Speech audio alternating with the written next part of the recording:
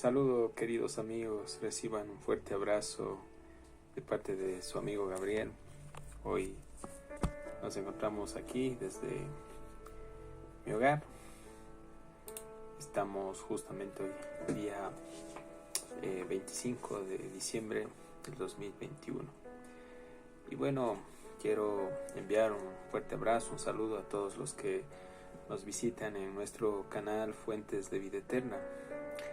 Espero que puedan compartir estos videos que ustedes saben que son de gran edificación para la vida de muchas personas. Y bueno, hoy en esta noche quiero compartir una pequeña porción de las Escrituras. Y para hacerlo quiero, queridos amigos, queridos hermanos, que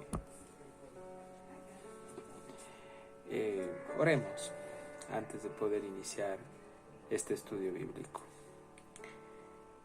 Bendito Rey, Dios, te quiero dar gracias por la vida de todos los que estamos aquí delante de tu presencia. Nos hacemos uno a ti, Señor, reconociendo que tenemos una gran necesidad, Señor, en nuestras vidas de tu palabra. Hoy en esta noche te entrego mi vida. Te entrego mi corazón, Señor. Te entregamos todas nuestras facultades. Permite que podamos aprender en esta noche, que la palabra que hoy sea compartida caiga en buena tierra y produzca frutos, Señor. Te clamo por la vida de todos los que están detrás de la pantalla, sea que nos estén viendo a través de sus iPads, de sus móviles, de sus computadoras, de sus televisores, Dios. Bendice sus hogares, bendice sus familias. Gracias te damos en el nombre de Jesús.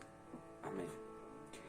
La cita bíblica, quiero que me acompañen en sus Biblias, la encontramos en Primera de Pedro, capítulo 4. Vamos a dar lectura a 2 versos. La palabra del Señor dice en el verso 12, dice: Amados, no os sorprendáis del fuego de prueba que os ha sobrevenido, como si alguna cosa extraña os aconteciese. El verso 13 dice: Sino gozaos por cuanto sois participantes de los padecimientos de Cristo, para que también en la revelación de su gloria os gocéis con gran alegría. El apóstol Pablo fue uno de los apóstoles que, al igual que Pedro, como también el resto de los discípulos, a excepción de Juan, ¿no? Padecieron una gran oposición y persecución por causa de Cristo. Y posterior a ello, en la iglesia del primer siglo, cuando se fundó la iglesia, ¿sí? ¿Quién fue el fundador de la iglesia? Cristo Jesús. Posteriormente a él vinieron hombres fieles en la fe, quienes transmitieron el mensaje de manera muy poderosa. Entre ellos los apóstoles, quienes presenciaron los milagros, los hechos poderosos que Jesús hizo aquí en la humanidad hace más de 2000 años, y también la forma de predicación de Jesús. Ellos fueron testigos oculares de Cristo, o sea, ellos fueron seguidores físicos del Maestro. Esa era la gran ventaja que ellos tenían. Sin embargo, posterior a ello, se sembró esta semilla que es la palabra de Dios en la vida de muchas personas. La iglesia empezó a extenderse. Cuando ustedes leen Hechos de los Apóstoles pueden darse cuenta que el apóstol Pedro fue un hombre usado de manera muy poderosa, y allí directamente en esa predicación increíble, donde ustedes miran en Hechos 1, 2, cuando él empezó a exponer la palabra, dice que en la primera predicación se convirtieron como 3,000 personas, después 5,000 personas. Este siervo que fue probado por Dios, cuando él caminaba con Jesús, fue uno de los que fue movido obviamente por el enemigo, a tener compasión de Cristo para que impedir que Jesús vaya a la cruz. Sin embargo, Jesús, como hombre y Dios, 100% hombre, 100% Dios, Él nunca pecó.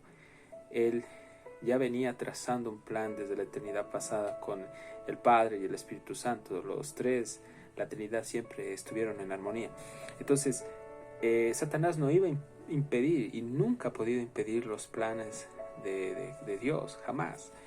Y Pedro fue manipulado por el enemigo. Ahí en Mateo capítulo 16, pueden leerlo ustedes en casa, cuando lo reconviene Pedro y lo saca aparte y le dice: bueno, maestro, pues tú nos estás hablando de que tienes que padecer, sufrir, pero que esto nunca te acontezca, que esto nunca te pase.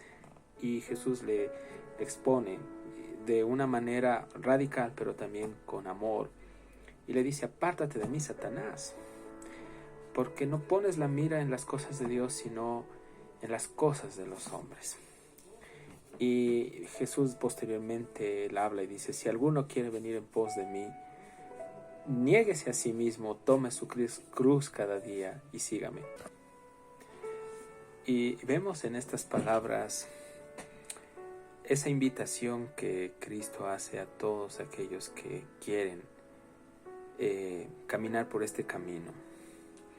Hace mucho tiempo atrás, o hace un tiempito atrás, perdón, bueno, hace mucho tiempo sí expusimos, pero hace un tiempito atrás también, acerca de lo que es el camino angosto y la puerta angosta, como también el camino amplio y la puerta también ancha. Habíamos hablado acerca de que el camino cristiano no es un camino fácil, es un camino angosto, y que pocos son los que entran por ese camino y pocos son los que entran por esa puerta. Esto demuestra que los representantes del reino de los cielos, la iglesia aquí en la tierra, los verdaderos creyentes, el verdadero pueblo de Dios, es pequeño en comparación prácticamente a el número grande del hombre religioso, de las organizaciones religiosas. Dios conoce a los que son suyos. Entonces, puedo decirles que hay una iglesia conocida por Dios. Son sus verdaderos hijos, aquellos que han sido engendrados de manera genuina por el Espíritu Santo. Ellos son la iglesia invisible para el hombre religioso, pero es una iglesia visible para Dios. Sus ojos siempre están puestos en sus hijos. Él los cuida, Él los protege, Él los guarda. Esta iglesia, que al inicio fue una iglesia perseguida, una iglesia que sufrió demasiado, una iglesia sufriente porque padeció por causa de Cristo, y entre ellos estaba este apóstol, el apóstol Pedro, que cuando Jesús lo expuso, él pudo darse cuenta a través de estas experiencias, queridos hermanos, ya en su madurez espiritual, que tenía directamente que transmitir a través de todo lo que él vivió un mensaje de aliento a la iglesia, a los hermanos. Y el verso 12 de 1 de Pedro 4, él empieza con estas palabras y dice: amados. Note usted que el amor que Dios deposita en el corazón de sus hijos es un amor genuino, es sincero, viene de Dios, y el amor de Dios viene de sus entrañas para sus hijos. Y dice amados, pero ese es el amor de Dios para nosotros, sus hijos. Es un amor que edifica, es un amor que restaura, es un amor que sana. Amados, dice Pedro, guiado por el Espíritu, dice amados. No se sorprendan, les dice, del fuego de prueba que os ha sobrevenido.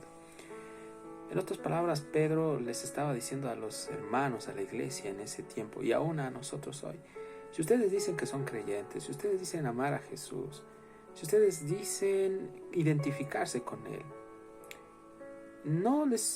que no les coja de sorpresa cuando venga la persecución, el rechazo, el oprobio por causa de Él en sus vidas.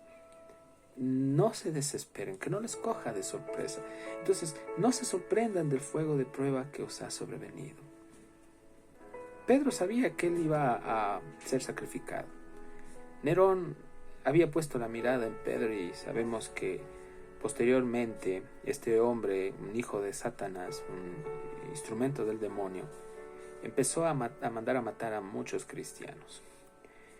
Y la historia cuenta que Pedro fue un siervo que murió crucificado, la historia del cristianismo, donde se determina que él les había dicho que él no era digno de morir como su Señor, y por eso él murió crucificado cabeza abajo, o sea, boca abajo. Entendamos algo de suma importancia. Él dice estas palabras dando aliento a los hermanos, porque sabía que muchos iban a padecer al igual que él. Muchos iban a ser detenidos, muchos iban a ser encarcelados, muchos iban a ser martirizados por causa de Cristo. Eso les hablo de la historia de hace más de 2000 años atrás. Pero si hoy vemos el cristianismo comparándolo al del primer siglo, vemos que este cristianismo de hoy es un cristianismo muy liviano, un cristianismo light, superficial, donde la iglesia ya no se compromete con Dios. Una iglesia que está más comprometida con el mundo del sustento, con el mundo religioso. Están comprometidos más con el pecado, con satisfacer sus necesidades. El sistema mismo materialista ha envuelto a los cristianos y los ha seducido para que ellos dejen de tener un compromiso genuino con Dios. Dios conoce que también hay hombres y mujeres, es verdad, que han renunciado al mundo, han hecho una separación y se han consagrado totalmente a Dios. Y no con esto quiere decir que ellos han abandonado sus negocios, sus trabajos, sus empresas, su familia, pero son hombres activos espiritualmente que están edificando a la iglesia de Cristo en cualquier lado del mundo. Sin embargo, sí vemos que la iglesia de hoy en día se está enfriando. Entonces, ¿qué es lo que está pasando? Lo que está sucediendo es que se cumple la palabra. La Escritura dice que en los últimos tiempos el amor de muchos se enfriará. Dios nos llama nuevamente a perseverar. Tenemos que encender el fuego, avivar ese fuego que hay en nuestro corazón. Pablo le dijo a Timoteo, le dice: aviva el fuego del don que Dios que hay en ti. No le está diciendo, Pablo no está orando a Dios y le dice: Dios, te pido que avives el don de Timoteo. Y entendamos algo, que hoy en día debemos nosotros personalmente avivar el don que Dios nos ha dado. Esto es una palabra que Dios nos da para decirnos: hey, necesitamos hoy personalmente llenarnos del Espíritu Santo, personalmente buscar de Dios, personalmente alimentarnos de la palabra, personalmente. El avivamiento es personal. Si tú no buscas de Dios, si tú no dependes de Dios, no vas a crecer, no vas a madurar. Entonces, esta búsqueda es personal. Y por buscar a Dios, por deleitarte en Él y después por obedecer, se va a levantar oposición y persecución en tu vida, porque Jesús mismo lo está diciendo. Pero aparentemente parece que Pedro se contradijera, dijera: bueno, o sea, no se sorprendan del fuego de prueba. O sea, es como que Pedro les está diciendo: tranquilos, en medio de todo lo que está pasando, ¿quién va a estar en medio de esa persecución, de su oposición? Es Dios. Pero aquí viene algo que para la lógica, para el razonamiento humano es algo loco.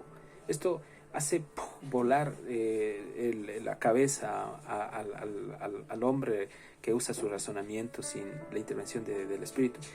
Dice: bueno, si viene la persecución, las dificultades, las pruebas por causa de Cristo, este hombre dice en el verso 13, dice: pero gócense por cuantos son participantes de los padecimientos de Cristo. Recuerdo cuando leo Mateo capítulo 5, el Sermón del Monte. Jesús en el monte enseñando a sus discípulos y a la gran multitud las bienaventuranzas. Y Jesús al final, en las bienaventuranzas les dice a ellos: bienaventurados aquellos que por mi causa son vituperados, ultrajados, maltratados. Bienaventurados son aquellos que han sido objeto de oprobio, porque van a mentir, van a decir muchas cosas en contra de ustedes por causa de la justicia. Y más adelante Jesús dice: gócesen, por cuanto son participantes de los padecimientos. No, aquí dice Pedro, participantes de los padecimientos de Cristo, pero ahí Jesús dice, gócense, alégrense, porque vuestro galardón es grande en el reino de los cielos. Entonces, el Espíritu, ese mismo Espíritu de Jesús es el mismo Espíritu que está en Pedro. Entonces, aquí viene la pregunta, a ver, pero si yo padezco, ¿por qué tengo que gozarme? ¿No es loco? Es algo absurdo de que yo me goce en el padecimiento. Debería ser al revés, ¿no? O sea, si yo padezco debería sufrir, lamentarme, ponerme triste, pero no. El gozo aquí implica de que si soy participante de los padecimientos de Cristo, esto está diciendo, si usted va al contexto directamente de Primera de Pedro capítulo 4 y lee todo este capítulo en el contexto, no está diciendo Pedro que usted van a venir pruebas, van a venir dificultades y que usted tiene que sobrellevar estas pruebas, estas dificultades por otras causas. No. Aquí está hablando Pedro directamente por causa de Cristo. No por las malas decisiones que tú tomes. No, por causa de Cristo. Entonces, por la obediencia a Él van a venir todas estas cosas. Entonces, cuando obedecemos a Dios, cuando obedecemos a su Hijo, vamos a participar de estos padecimientos que Cristo padeció. No en el mismo grado y en la misma intensidad de Él, pero sí vamos a participar de esos padecimientos. Pero dice, gócesen. Este gozo es algo que trasciende todo lo que hay en este mundo. No es algo temporal, es un bienestar temporal que te causa quizás haber cumplido una meta, un logro, tener dinero, tener una buena salud, o estar o vivir bien, o tener a tu familia entera. No, ese es un gozo temporal. No, el gozo de Dios es permanente. Y aquí en este mundo, Dios nos llama a deleitarnos, a gozarnos en Él.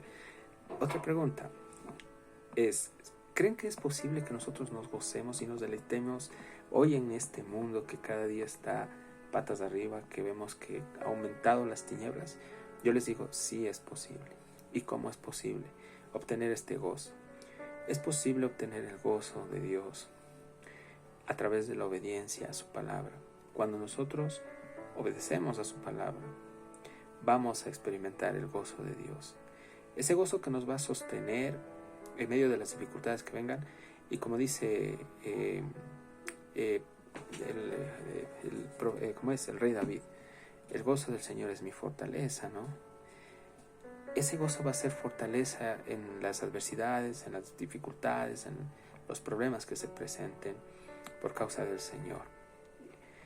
Y también en los problemas que se presenten en la vida, cuando nosotros obedecemos a Cristo.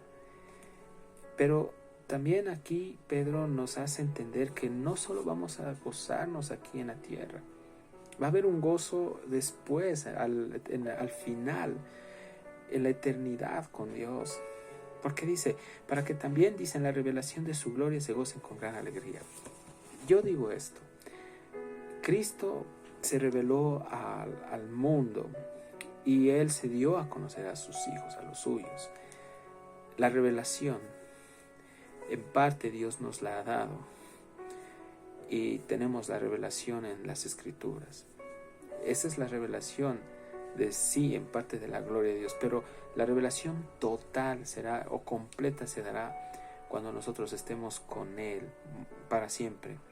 Entonces, vamos a estar en un estado no solo espiritual, sino es físico, con nuestros sentidos, en la eternidad, disfrutando de la presencia de Él. Este mundo, todo lo creado, como dice el apóstol Pedro, tiene que ser destruido. O sea, todas las cosas creadas van a ser consumidas por el fuego. El mismo apóstol Pedro lo dice. Todos los elementos serán encendidos, serán consumidos. Y Dios nos ha prometido cielos nuevos y tierra nueva donde mora la justicia. Entonces, ese cielo nuevo, esa tierra nueva estará llena de la justicia de Dios. Es allí donde nosotros, cuando nuestros cuerpos mortales, estos cuerpos que se envejecen, ¿no? van a ser glorificados. Allí va a ser un gozo, un deleite permanente por la eternidad. Imagínense, es algo deleitoso por la eternidad. El apóstol Pablo decía que no nos sorprendamos, dice, porque la gloria venidera, porque las aflicciones de este mundo, dice, no se comparan con la gloria venidera que se ha de manifestar. Aquí en este mundo vamos a padecer persecución. Jesús dijo, mi paz os dejo, mi paz os doy. Y no se la doy como en el mundo las dan. En el mundo tendrán ustedes aflicción, pero confíen, yo he vencido al mundo. Pedro, estoy convencido que él recordó estas palabras de su maestro. Y la meta de Pedro era eternidad. ¿Cuál es nuestra meta hoy? ¿Cuál es tu meta? Quizás llegar a obtener todas las cosas en este mundo para ser feliz. Yo no digo que sea malo obtener cosas, trabajar, trazarse metas y lograrlas en el aspecto humano, pero creo que estamos más centrados en tratar de lograr metas terrenales, en hacer cosas humanas, que extendernos a lo espiritual. Quiero compartirles que aquí en mi casa están haciendo unas reparaciones y pido un poquito de disculpas por los martillazos, pero eso no nos impide para que nosotros podamos compartir el Evangelio. Entonces, qué hermoso es cuando Pedro termina estas palabras. Dice, para que también en la revelación de su gloria se gocen con gran alegría. Alguien podría decir, usted es un cristiano hedonista, porque están relacionados con el gozo, el deleite de Dios. Sí, en parte es verdad. Creyentes que debemos deleitarnos de Él, que como hijos de Dios debemos de tener el gozo de Él. Sí, debemos de experimentar el gozo de Dios. Gócesen, porque nuestra meta no es la tierra, no son las cosas de este mundo. Nuestra meta es la eternidad con Cristo. Así que los dejo con esto, mis queridos hermanos. Soy su amigo Gabriel. Les deseo que tengan una excelente temporada. Que Dios los bendiga.